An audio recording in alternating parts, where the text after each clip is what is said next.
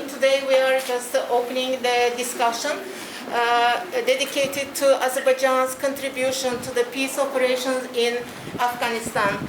The first floor is given to Ms. Ibragimbekov, the director of this beautiful building, Magsud Ibragimbekov's Creativity Center. She will welcome you. Я очень рада вас всех видеть. Я очень рада, что это вот замечательное мероприятие, очень важное для всего человечества, проходит именно здесь, в нашем центре. I'm very happy to see you all here, and I'm very happy and glad that this is a very important event, and this event is being held at this center. Магсуд Ибрагимбеков возглавлял Комитет защиты мира, была такая организация, которая занималась благотворительностью, помощью ветеранам войны и в том числе и миротворческой деятельностью тоже. Magsud Ibragimbekov led the organization committee for peace. There was such an organization which was actually located in this building, and he did a lot of charity work with the war veterans and all over the world. Добро пожаловать. Welcome. Dear colleagues, ladies and gentlemen, I'm very glad to welcome you at this discussion, Azerbaijan's contribution to peace operations in Afghanistan. This event is a part of international contemporary art project Peace Upon You, Salam Aleikum, which is organized by Embassy of Latvia in cooperation with embassies of Afghanistan, Czech Republic, Georgia, Hungary, Norway, Turkey, Ukraine, and the United States, as well as United Nations Coordination Office here in Baku. With this discussion, we would like to mark not only Azerbaijan's military contribution to the peace process in Afghanistan, but also hosting refugees from Afghanistan. Besides to that, I suppose this is a good opportunity to commemorate Afghanistan war veterans. Azerbaijan's participation in the NATO mission in Afghanistan will also be discussed on Wednesday at the conference Azerbaijan's contribution to Euro-Atlantic peace and security. This conference is organized by the Embassy of Latvia as a NATO contact point embassy in Azerbaijan, in cooperation with other university, and as the venue of the conference in a large auditorium of other university, you will have also a chance to see some handcrafts exhibited by Afghan refugees community. Using this opportunity, I would like to mention also Latvia's political support for Afghanistan, as well as material and practical contribution. The Latvian troops also were part of Resolute support mission, and our annual financial contribution for training and equipment support for the Afghan National Army made about $500,000 US. Apart from that, I'm glad to inform you that since 1st of April, Afghanistan has joined the EU-funded border management program in Central Asia, so-called BOMCA-10. It is a consortium led by State Border Guard of Latvia, and its expected duration is 5.5 years. In conclusion, I would like to express my gratitude to Anna Ibragimbekova for hosting us today here.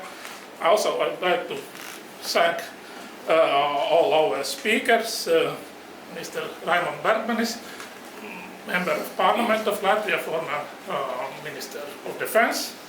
Also, great thanks to Mike Dickerson, Chargé d'Affaires of US Embassy. Thank you for Reza Degati, and then also for the Hundov. We are going to hear them today. So, special thanks, of course, goes to Sabina Shipinskaya, artistic coordinator of our project. Thank you very much. Thank you. Now the floor is given to Mr. Michael Dickerson, Chargé d'Affaires of the U.S. Embassy in Baku. Well, thank you very much. Let me start by thanking Ms. Ibragimbekov for providing this lovely venue. Thank you to Ambassador Garantz for organizing this, and to your staff. I know a lot of work went into it, and I think it's a great topic. I'm very impressed with the theme of peace. And thank you also for visiting MP Bergmanis, and I appreciate your participation as well. Sticking with this theme of peace, I think it's fitting that we take a moment to reflect on NATO as a whole. Of course, it's amazing, really. I mean, arguably the most successful collective security organization in the history of the world. Perhaps some historian may debate whether there were some ancient Greek collective that was more successful, but arguably the most successful ever. And the prosperity and security that's been enjoyed, I think, in Europe and North America since World War II is in large part because of the success of NATO. Of course, the threats have evolved over time, and in my experience serving as a diplomat in many Eastern European countries, I saw firsthand how NATO played an impact. For instance, serving in the Baltics and Lithuania, frequently Russia would test the airspace and fighter jets would have to scramble. And they did so very quickly. In fact, while I was there, the first female fighter pilot actually flew in those missions, and she was Turkish. So the threats have changed in many ways. As Americans, we will never forget some 20 years ago, on September 11th, one of the darkest days in our history, when we were attacked. And for the first and only time, Article 5 was invoked, and all of our NATO allies were there with us, supporting us, and we'll never forget that. Now, as we look to the challenges of the future, I think the Partnership for Peace countries play a big role, and Azerbaijan's contribution, obviously, of 120 troops in Mission Resolute support has been essential. They've been there from the beginning. I know that they'll continue to look for ways to play positive roles, and we look forward to working with them to strengthen many aspects, whether it be merit-based promotions, procurements, other aspects of interoperability. We look forward to cooperating with our Partnership for Peace allies like Azerbaijan. Just would like to say a few things on Afghanistan. I know as President Biden has announced, we will be withdrawing our troops by September 11th. And we've achieved the objective that we set out to nearly 20 years ago. But even when our troops are gone, the partnership with Afghanistan will certainly continue. And the United States will remain Afghanistan's steadfast partner. We want the Afghan people and the international community to know this. We'll intensify our diplomacy, working with the Afghan government and the Taliban and other countries in the world who also want to ensure peace there. And we'll stand with the Afghan people, including through economic investment and development assistance, continue to advocate for equal rights for women, and provide humanitarian assistance to those most in need. So with that, let me just conclude and again thank the Latvian Embassy for this great event. Thank you.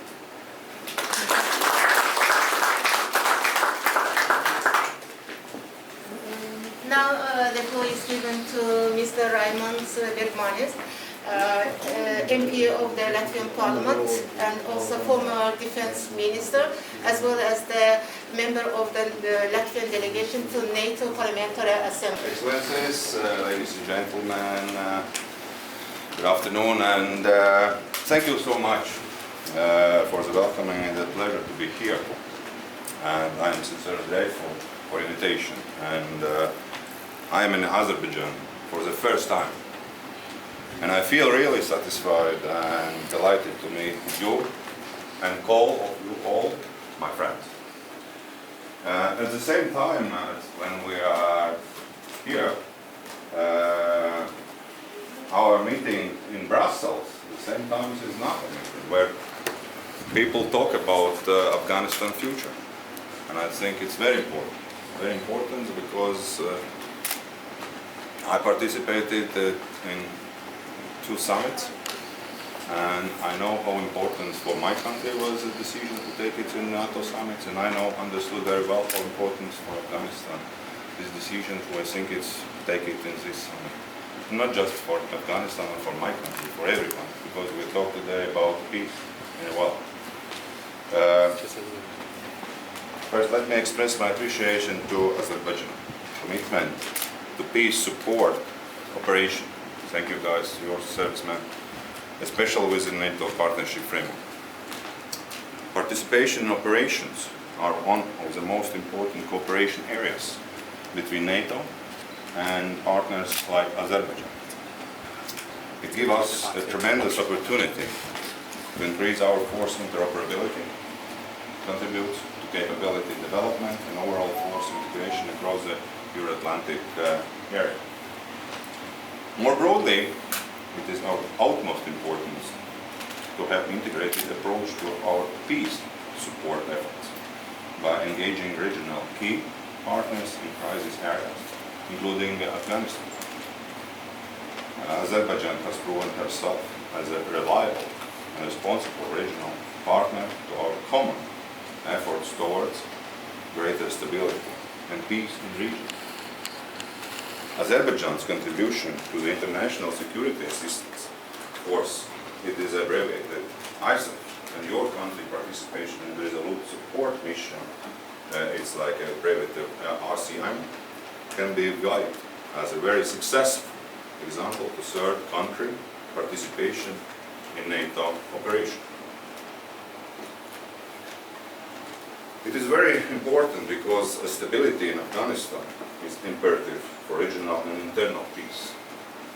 And of course, a lot of Afghanistan is divided in a crossborder. And a lot of states with around of Afghanistan have interest, cooperated and work together. But Afghanistan has remained a battleground for great powers for centuries. In a bid to achieve other national interests, the interests of Afghan faded away and the country witnessed devastation and misery. Great powers did their best to bring stability to Afghanistan by translating their respective understanding of the conflict into action. However, no one was able to achieve that aim. At the heart of the failure remaining favoritism to one faction of other and inability to understand the competing national interests of regional and ex-regional countries. Afghanistan makes the country the heart of Asia, as all arteries connecting the region have to pass through it. Weak governance structure, highly polarized society, overly fragile and stagnant economy, political expenditures, and diplomatic necessities have made Afghanistan a textbook example for a fragile state, prone to foreign influence. The contest of the respective interest in Afghanistan took a turn after 9/11. However, the situation post of US withdrawal, presence and different landscape in a relative vacuum, the contest could easily turn violent or neutral ground could be found to achieve stability in the region. And if we know this, all of countries who is around, Iran, China, Central Asia states, Turkish, Russia, and others. It's our common efforts and interest to stabilize these areas and create a sustainable, enduring partnership networks through the region. I would urge the importance to continue the efforts towards the Afghanistan, despite the fact that NATO will case the resolute support mission in upcoming months. The situation in Afghanistan is very fragile and in some ways unpredictable. In order to maintain our strategic position in the region, it is our utmost importance to ensure the maximum level of continuity through solid partnership framework with Afghanistan. Now about a little bit Latvian experience in NATO-led operation in Afghanistan. As for Latvia, throughout the years, Afghanistan has been our main effort to peace operation abroad. We have participated in different regional commands with different partners and with various spectrum of capabilities. It has greatly contributed not only to our own capability development, interoperability, and ability to work shoulder to shoulder with our allies and partners, but also has greatly promoted our partnership at all levels. One should ask why we should invest in international crisis management if we are facing very complex security challenges along our own border. However, this is in effect one of the main reasons why we should invest in NATO collective defense system. NATO's cohesion and integrity is viewed as a key element from which the rest of the policies, including out-of-area engagement, derives. For a small country like Latvia, it is our responsibility to contribute collective crisis management efforts and show the utmost solidarity as far we are able to. Participation in operation also have contributed to shared threat perception, and it's seen as a direct investment in our own regional stability by minimizing terrorist threats and challenges caused by irregular and illegal migration, etc. Parallel to efforts to NATO, participation in operation in Afghanistan has greatly promoted our strategic partnership and recognition among our operational partners, especially with US, Germany, Norway, and other Nordic countries. It has resulted in various long-term cooperation projects outside of this operation, both abroad and at home. It has also contributed to 3 Baltics military force integrations. We all have participated more or less in the same operation, including Afghanistan, also not always side by side. Experience in multinational environments has been invaluable to our armed forces development and force interoperability.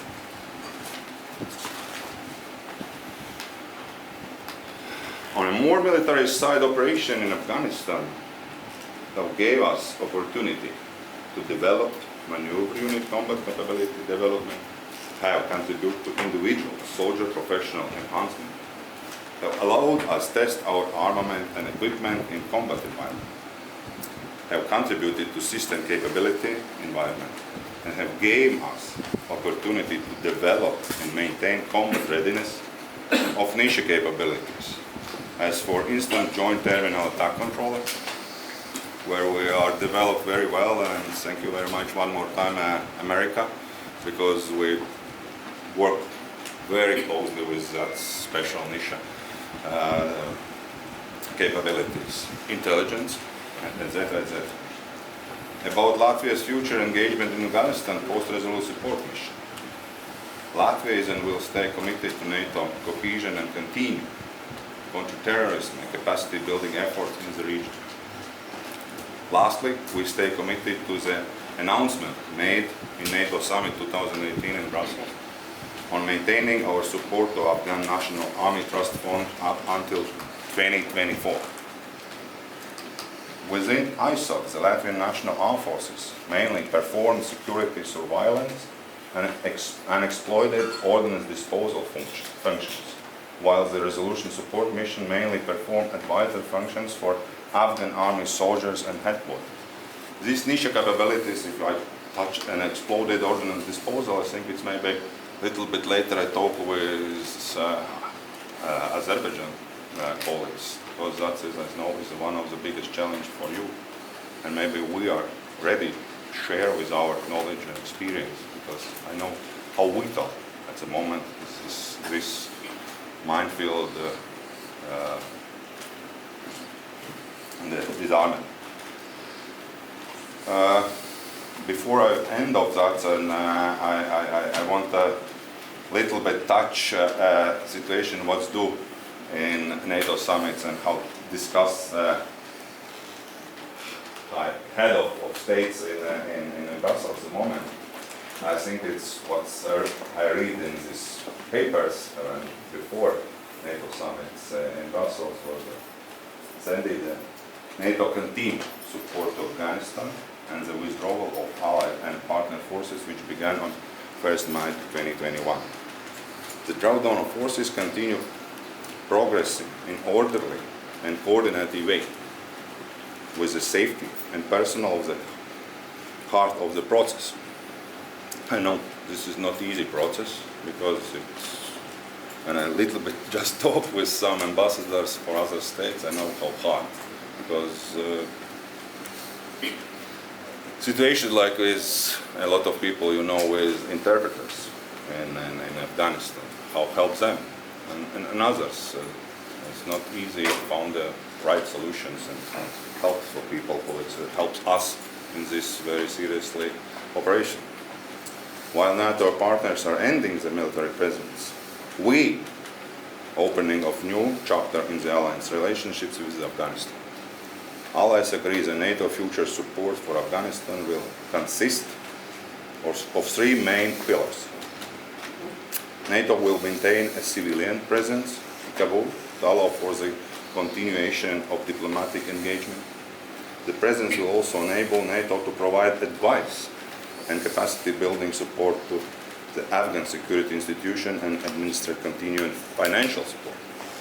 NATO will continue military education and training outside of Afghanistan. Allies will focus on the Afghan Special Operation Forces.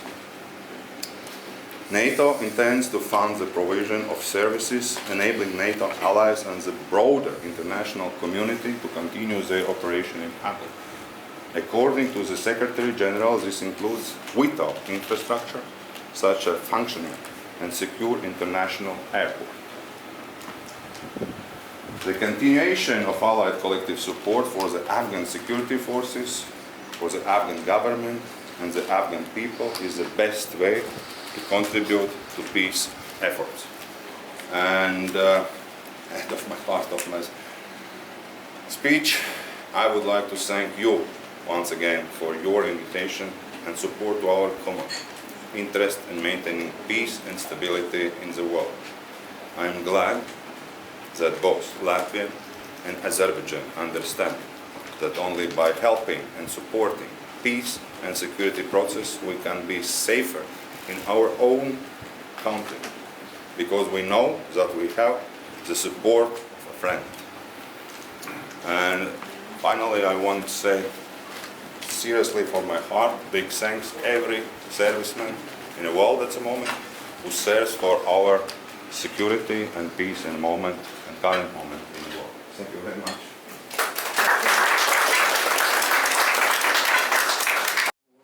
Thank you, Madam Anna Ibragimbekov, for inviting us and the Embassy of Latvia for organizing this.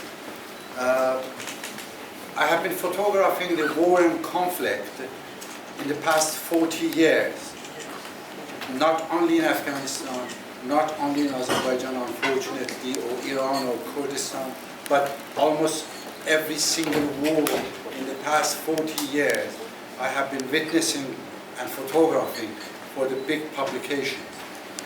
However, most of my work was done how the population suffer or goes through the wars and conflict. In Afghanistan, I started working from 1983 during the Soviet invasion of Afghanistan, and onward I have followed all the different steps that happen in Afghan war and still continue going there. So these are some photographs of the population and the people.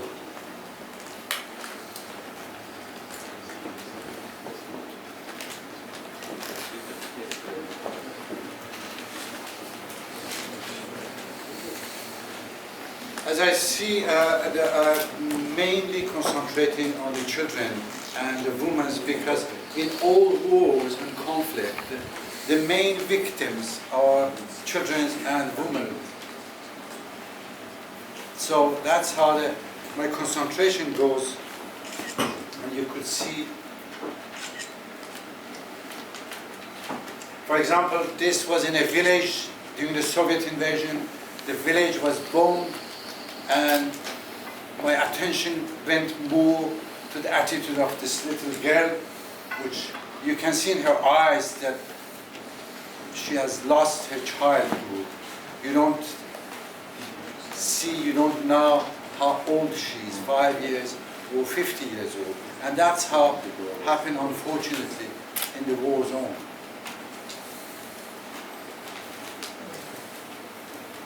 I think you have to hold it up. It's so under the screen. No, No, the no. computer is over there. That's why I have to, in the back of the curtain, the computer. Oh, I thought it's this. No, it goes to computer. So these are the other thing which I have seen a lot is the refugees. Especially, I must say that in the past 40 years again, a nation that suffered more that I have seen is the Afghanistan nation. The Afghans are the one that has suffered and is still suffering more than any other nation that have been in war or has experimented in the war. These are two refugees, grandfather and granddaughter.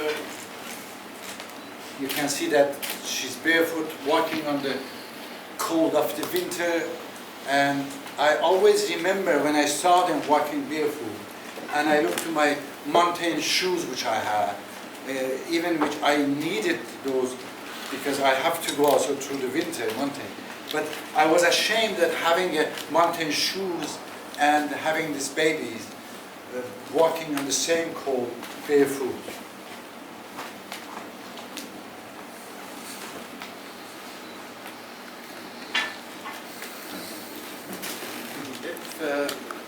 Nigar, could you someone be there and change it?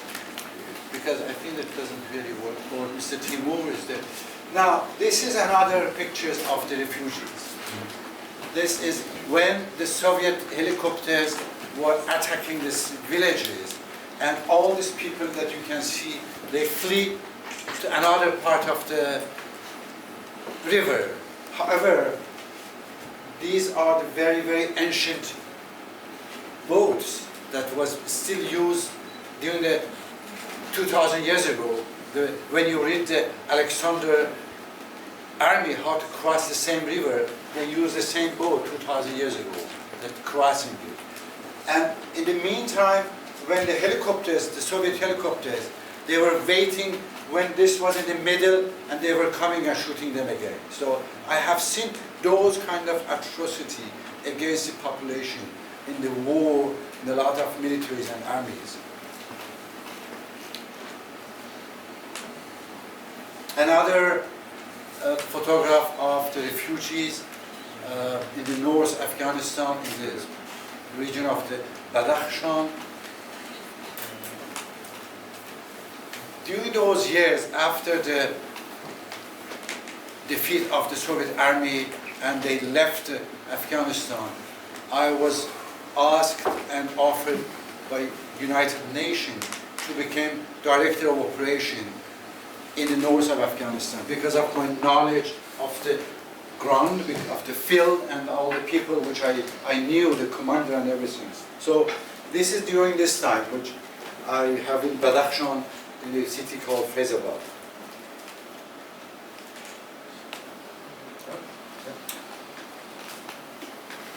This is, I always thought that this could be the best retirement images, staying there, living there like this. He was a patriarch of the whole family was 122 people. I mean, his son, his great son, his children, they have grown up, and when they have to leave the Afghanistan and arrived in other part of the border, which is Pakistan, he has told his sons that I don't want to go further. I want to stay here so I can see my country. That's why they have to stay there and build some houses, so they could believe, and he could look to the village. I would love to. Well, if we take the retirement like this, you know what will be happening? We will have an iPad against this one. Or mobile phone.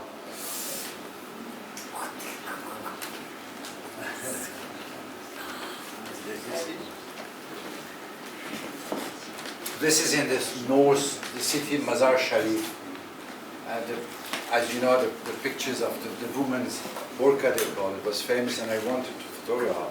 But I think this is the way which I thought I could express this.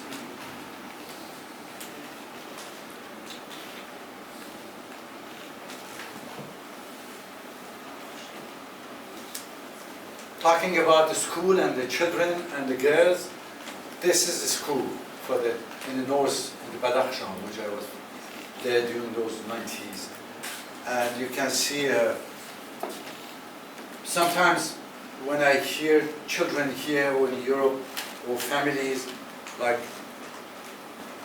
talking about the bad situation in the school, and I said, you should come and see this one, how they going through the education in those countries.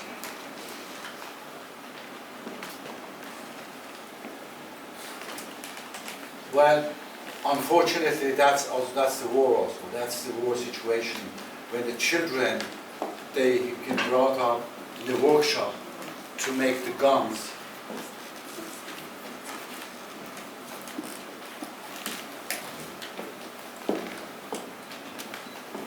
I also use a symbolic about the photographs, and this is during the Soviet time, the Mujahideen, they were called the shadow fighters, or shadow freedom fighters. And this was the symbol of what they are and who they are.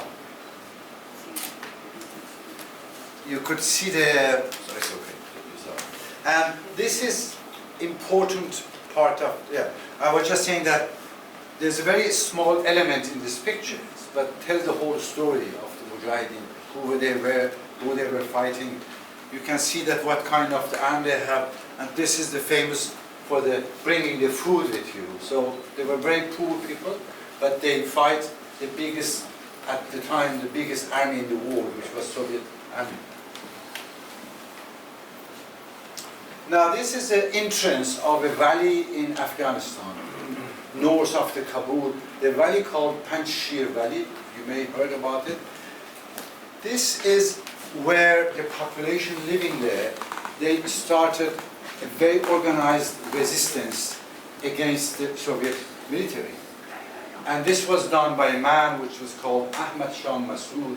He was a civil engineer, and at 30 years old, he said, I don't want my country being invaded by other countries, and I'm going to learn how to defeat them. A civil engineer start reading the books and learning how to fight and how to make a guerrillas war, and that's where exactly the Soviet defeated. This was the first time in the history after the Second War that Soviet military were defeated, and this was here. After the defeat of the Soviet military and they have to leave Afghanistan, the wave of the shocks of this defeat went till the Berlin Wall, and that's how I always believe that one of the reasons of the Berlin Wall falling was the wave of the shock that the Afghans pushed and were bringing down this aura of the big military of the Soviet. So this is the nature and this is the place. Here, this is the portrait of Ahmad Shah Massoud. When I met him in 1985 first times, and I photographed and filmed him. I made a documentary about him for the National Geographic Channel, for a lot of other publications. And this portrait has become somehow the icon of this man. You can find almost every places in Afghanistan. I mean, the places which they're looking to the north and not in the south. This portrait all over Afghanistan. I also spend a lot of time with the military, NATO militaries, and the US Special Forces, traveling months with them, following what they were doing in the north, in the Waziristan, in other south part of the Afghanistan. So these are all part of the different kind of the work which I was doing in photography. Well, Afghans, like everybody else, they are tired of the war. They really tired, and everybody's looking for a way to get out of it.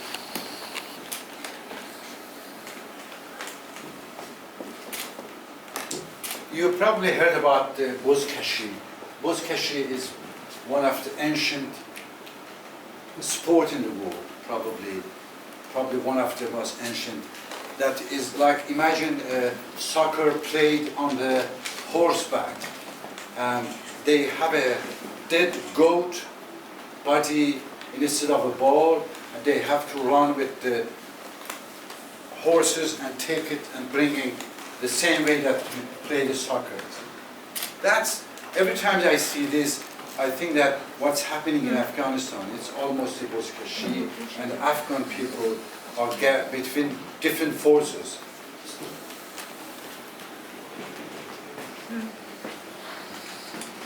These are the time which 1 year I was in the UN representative in the North Afghanistan. But you may not recognize me on the horses, but I traveled a lot on the horseback and on foot to go and meet the different commanders, different people, and sign agreement for the United Nations, so they could give. And I was able to secure 4 regions over a year of the workings, that no war happened, just by doing Food for Work project for the people. This is the historic, and really mean it. In a year, in 4 provinces, there was no single shot, because I was organizing the Food for Work for everybody there. This could be as simple as this to solve a lot of problems in Afghanistan. Well, I mean, then my works, just to let you know, it was published in a lot of publications. These are some of my covers, photograph for National Geographic. If you see, there is no nature or wildlife in my works. This is all about the human. This is all about the culture, people, and humanity that I'm working and concentrating on those work.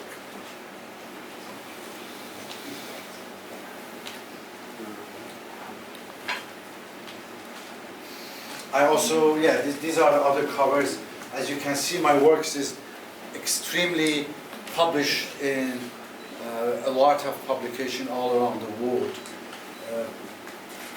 from Japan to China to Italy and everywhere. So that's how I'm spreading the stories of the people in any way, magazines, newspapers, TVs.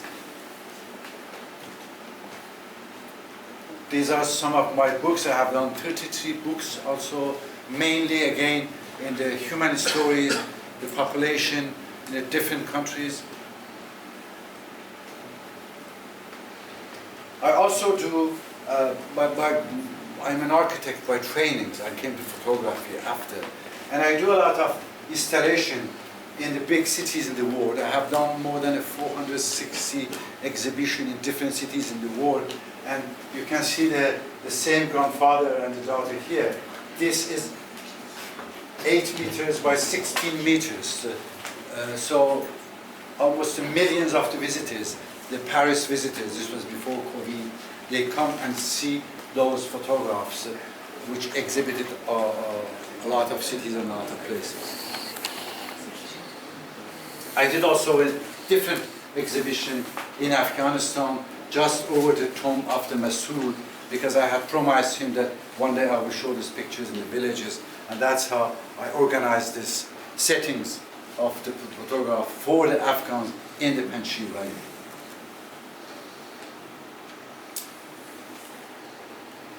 This guy, he is one of my masters. He helped me a lot. He was from a small village called Ishkashim in the north of Afghanistan. And when I was walking in the village, the whole village was destroyed by the bombardment over the 10 years of the war. And I heard these kids coming out of the school, half-ruined school, with this plant over his hand. And I was photographing him. And I asked him, because I speak the language, what are you going to do with this? Just a question. I wanted to just have a question with him. He looks to me like it's the most idiot question that someone could ask him. And he looks around, there was no tree, nothing, everything was destroyed.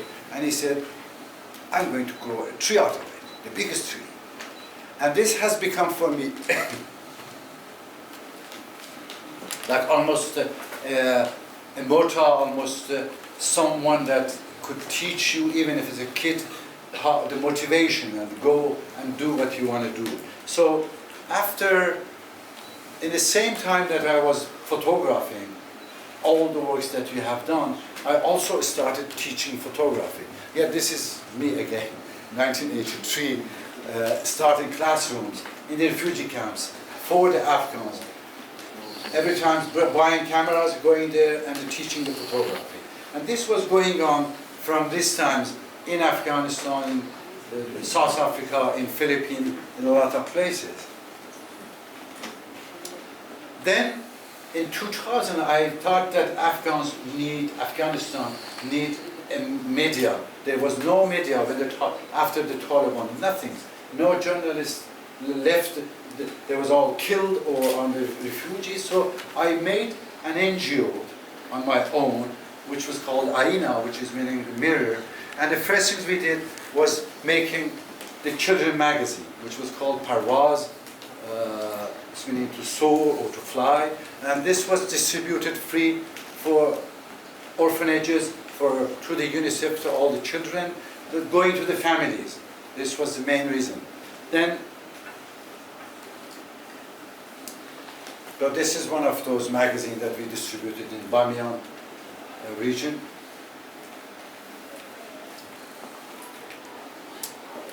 We did the first magazine for Afghan women, which is called Malalai. This was the first magazine in 2002 started for the Afghan women. This was all done again through the NGO which I created.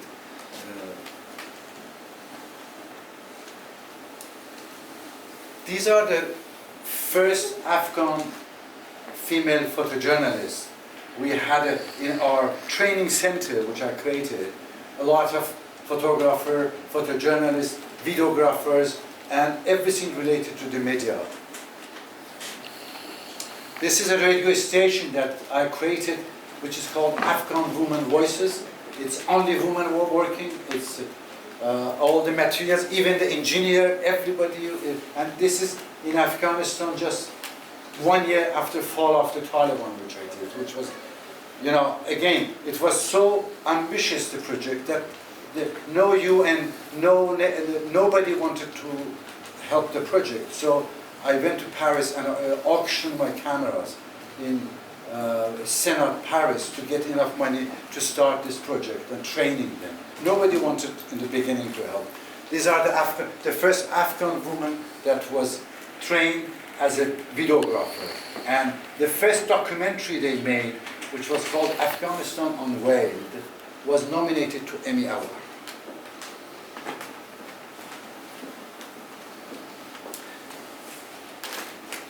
Then to bring the awareness of the, about the problems of the health problem and a lot of other problems that the women, especially the people in the village, they should know. I created this mobile cinemas. 8 units was going to village and showing the educational film done by Afghans that we trained. So it was not taking documentaries, it was just making specific film by the Afghan that we trained and going to the villages and showing this, the awareness campaign against the health, about different issues that people, they should know in the villages. Well, this has a symbolic for me. Again, Afghanistan is the country in my eyes that has suffered and is suffering still more than any other country, more than any other nation in the world, but the hope is there. And I hope that this will give a better future for Afghanistan and Afghans. Thank you very much. Thank you very much.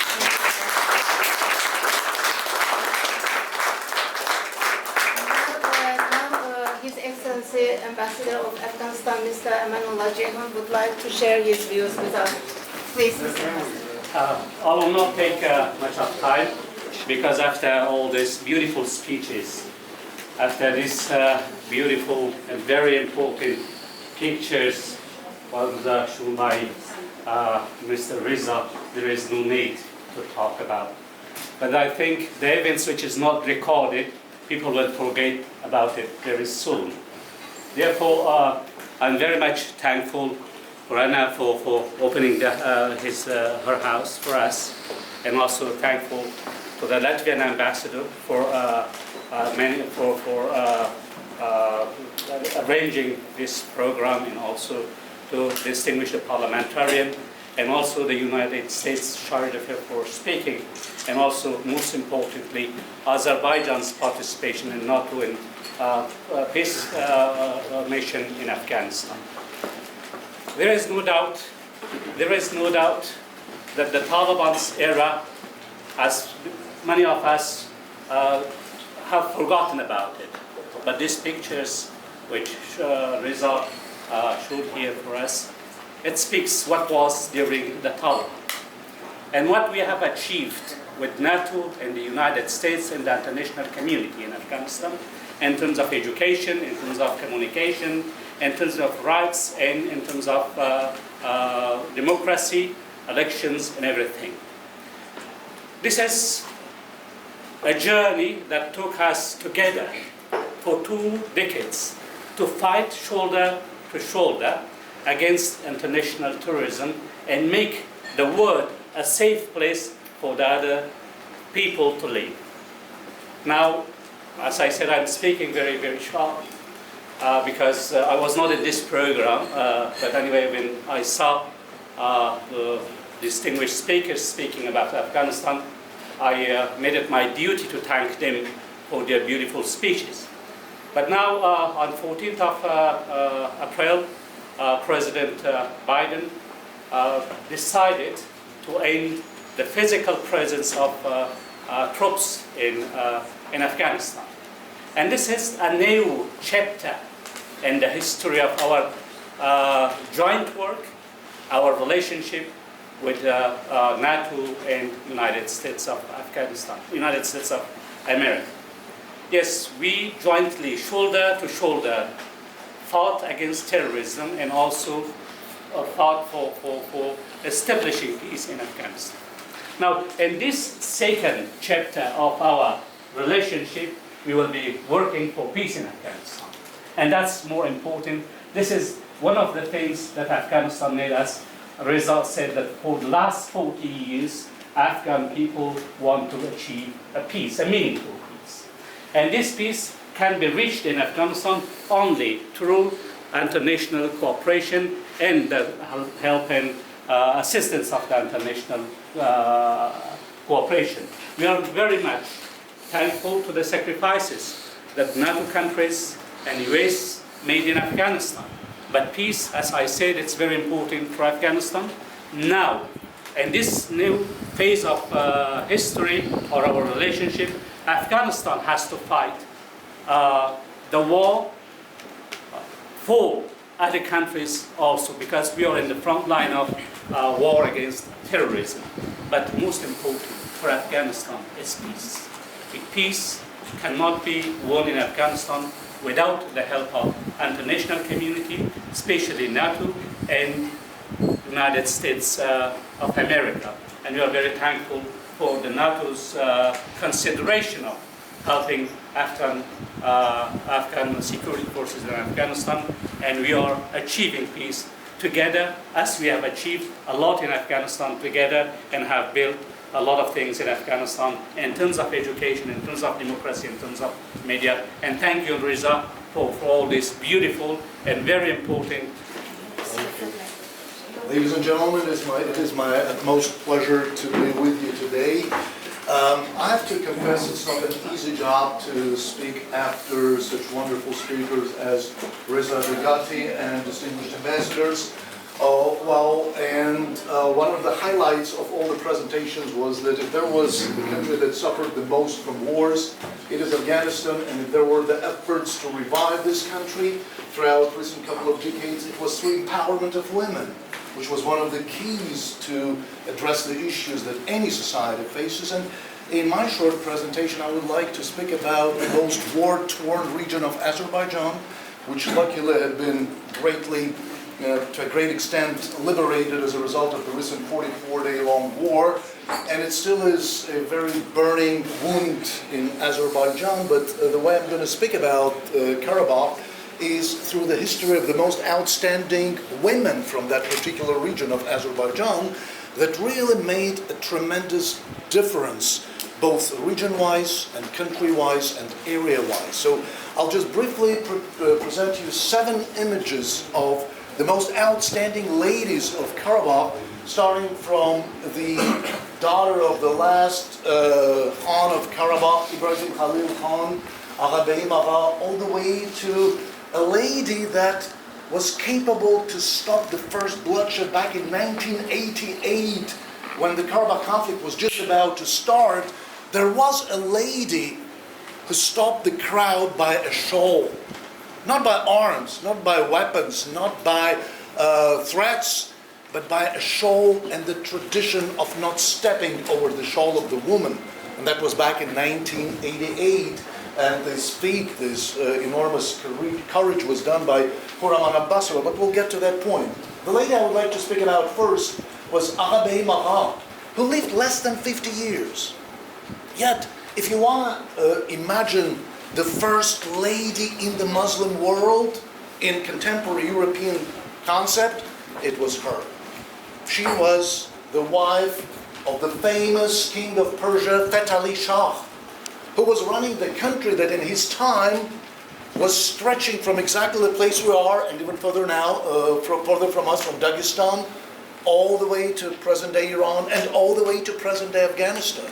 So if there was a country that stretched from the city that we are in now, all the way to Afghanistan, it was Iran at the times of Fatali Shah, the person who was known to have 360 wives. And he was known for 3 outstanding things. He had the longest beard in the world, he had the thinnest waist in the world, and he had the largest number of successors, of posterity in the world. No one could count that. Yet out of his 360 wives, he had the most beloved one, whom he called the Taj Daulat, the throne of the state. Yet his most beautiful and most outstanding and most intelligent wife was the daughter of the last Khan of Karabakh, last but one Khan of Karabakh, Ibrahim Khalil Khan, and her name was Azerbaijan. When she came to the harem of Fatali Shah, who was also styled as Shah-e-Turk, and he was the person under whom the visual art was thriving in Iran. So he was in a way a predecessor of what Reza was promoting in Afghanistan so many years after, the visual art. So in his time, the Persian art of miniature reached its climax. He was the supporter of artists, he was the supporter of all forms of fine arts, and he had a tradition. Each new wife in his harem was given a chance to select a dress for the first night with the Shah. So when Azerbaijan came from Shusha to become a certain number of his wife, well, I don't know which number she had, but she outsmarted all these wives. In a way, she did the first meeting with him. She selected the gown in which the Shah's mother passed away. So she appeared in front of the Shah in the best dress of his late mother. And that set the stage in their relationship. A man who had over 1,000 of posterity never had a child from Azerbaijan, but she was the diamond in his crown. She was the person who had correspondence with Napoleon. She was writing the letters to Catherine II because in the times of her husband, in later periods, Prussia, well, Iran would lose what now is Azerbaijan, Georgia, and Armenia, and Dagestan to Russian Empire, but kind of presented the rest part of the country. So she was an outstandingly aristocratic lady, the best way you could ever imagine it in the Oriental world. Yet, she was always missing her home Karabakh, and like all the ladies from Karabakh, she was an outstanding musician and she was a poet. So she was writing some outstanding verses. I'm falling in love with you, my Karabakh, my Sheki, my Shirvan, my Karabakh. Even if Tehran is turned into a paradise for me, no one will ever repart me from Karabakh. So her husband made her a real paradise in Tehran with all sorts of plants and flowers one could ever imagine. Yet, there was one thing that never grew there, which was Haribubu, a very special type of Karabakh orchid that only grows in Shusha. And having everything in Tehran, she was missing that orchid of Karabakh. But she made a royal gift to her father by sending him several beautiful Ahaltekin horses that gave a new blood to the famous breed of the horses of Karabakh that are going to be developed by the following generations of the descendants of Karabakh royal family. So that was famous Azerbaijan, one of the daughters of Ibragimbekov Khan, who was the princess of the part of the world stretching from where we now today to where we are in Afghanistan. So, and she was kind of first lady of this huge Oriental world. Her sister, Gavharova, was a slightly different person. While she was way younger than the elder sister, and while Azerbaijan was the princess of a huge Persian empire, Gavharova was a real princess of her hometown of Shusha. So you stretch from the areas as vast as Caucasus all the way to India, to a tiny but an absolutely beautiful and miraculous place that now is proclaimed the cultural capital of Azerbaijan, Shusha. A city where she built two mosques, Yukhari Gavharova Nechidi and Ashari Gavharova Nechidi, the upper and the lower mosques of Gavharova. She was the one who established Darus Shafa, the first kind of hospital in Shusha. She was an active member of the Russian Philanthropic and Charitable Association of St. Nina that was establishing the first girls for schools for girls all over the Caucasus, starting from Tbilisi all the way to Shemakha, Kutaisi, Shusha, and Baku. So she was involved in all these educational incentives of both the Oriental and Occidental character. And having no kids like her elder sister, she bestowed all her motherly love to the last princess of Karabakh, who is an iconic figure for Azerbaijanis, which is Khurshid Banu Nataravan. Thank you very much for invitations, and thanks Azerbaijan side for this impressive organizing meeting, and thanks of course Latvian embassy who together with Friends of Azerbaijan organizing this. For my personally mind is one of the most impressive moments in my life. Seriously, it's not a joke how I feel it here, and because just 2 days ago I arrived here first time, and I not a lot know about Azerbaijan. I just, like I think a lot of people in the world, lives a little bit in the stereotypes about different states. When asking about Latvia, what you know about Latvia, or what you about US or Canada or Azerbaijan, always people say some idea. And but when I come to here, and when I met today ambassador, excellencies from different states, soldiers who serves in different army.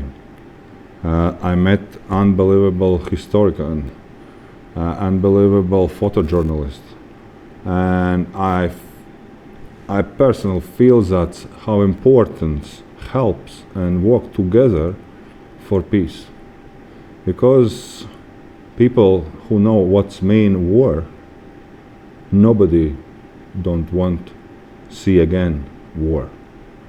And but for some people, and particularly I think that's an importance for young generations, like my family kids. I work in my state, and I work for my state security a long time, and I serve in my army, and that's how I feel, what's mean for me peace, and I think I feel that in this house, because this house is full with peace, and this is feeling, of course it's not touchable, but I'm feeling that. And dedication of people for peace is unbelievable everywhere. And it's surprised when I heard about history of Azerbaijan part of Karabakh. It's very impressive me, and that's helped me maybe more and give more energy, work for peace in the future. And of course, with a lot talk today at others place in the world, Afghanistan, and this place is it's very painful place for a lot of people, particularly for people who lives in Afghanistan, but a lot of people who want help and needed continues that, because we know in this year troops of NATO allies left of Afghanistan. But what I say, and I say all NATO members, and we continue helps and support Afghans, Afghan armed forces, Afghan people, Afghan government, and this is important.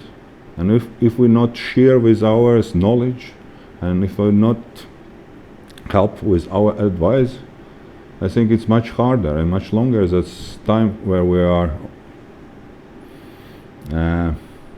take it aim of our aim and target is peace in Afghanistan soil, and it's not easy. Everyone talk about that, and but if we work and sing and thought together and send this impressions, this energy for people all around the world, I think we can make world much safer. I think so, and I believe it that, and I feel it that here when I saw this impressive pictures, just maybe small pictures where is just one moment of life of one maybe small daughter or small young boy, but how impressed that. I think it's everyone feel it that, and I think I don't know what's happened with me next 3-4 days when I stay here in Azerbaijan, but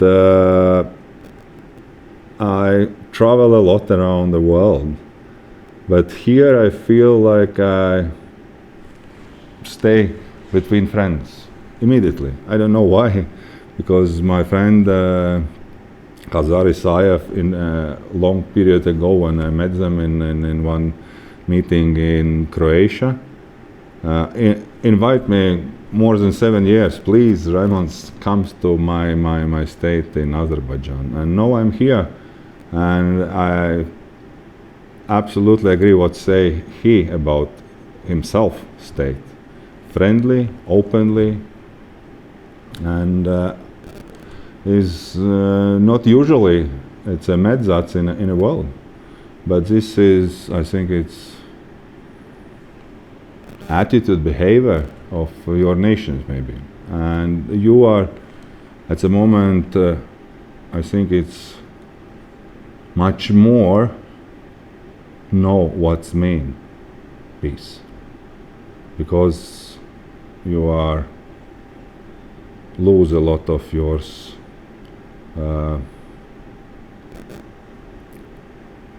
fathers, sons, daughters in a war, and you are very well know what's mean peace. And I promise for everyone, and what I do at home, and I think it's in my life, help for peace. And I think it's don't more talk about that. Maybe better if we do something for that. First of all, I thank you and thank the Embassy of Latvia for arranging this program in this very beautiful place. Actually, we heard about Afghanistan, Azerbaijan's participation in NATO, and NATO's contribution to Afghanistan, and the United States' contribution to Afghanistan. And also at the end of this program, this photography of Reza Dikkati, which had recorded the history, the very important history of Afghanistan, was very important for us because recording history is very important, because the people will have a short memory what has happened in this country. During the Taliban era, life was very, very difficult for the people of Afghanistan. And we have achieved a lot deal of positive things in Afghanistan with the help of the international community in education system, in communication system, in terms of human rights, women rights, and media. We have achieved a lot, and as I said in my speech also, that we had shouldered responsibility together, Afghans and the international community, to ward off the terrorist groups, and also to defend democracy and also the freedom in the world. Now, okay.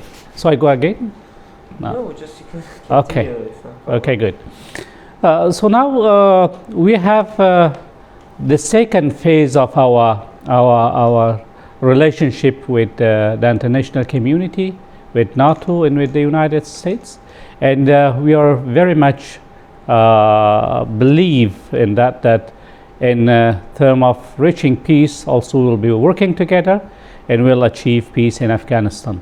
Otherwise, it will be very difficult for the world, and we have to fight terrorism in Afghanistan, and the Afghan security forces are on the front line of this fight.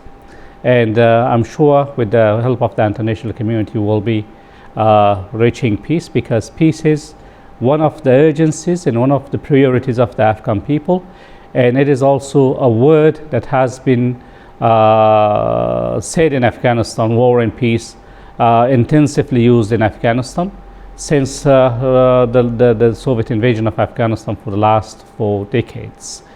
So Afghan security forces will be on the front line, but they will be fighting to establish peace in Afghanistan. And I once again thank you for Latvia, thank you for Azerbaijan and its role in NATO and peacekeeping in Afghanistan, and also to the world and to international community. Thank you.